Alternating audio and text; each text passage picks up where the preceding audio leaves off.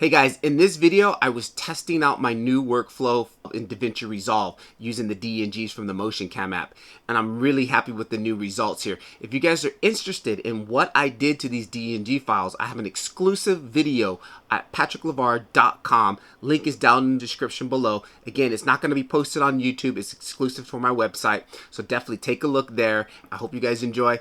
Keep filming. Patrick Levar. See you there.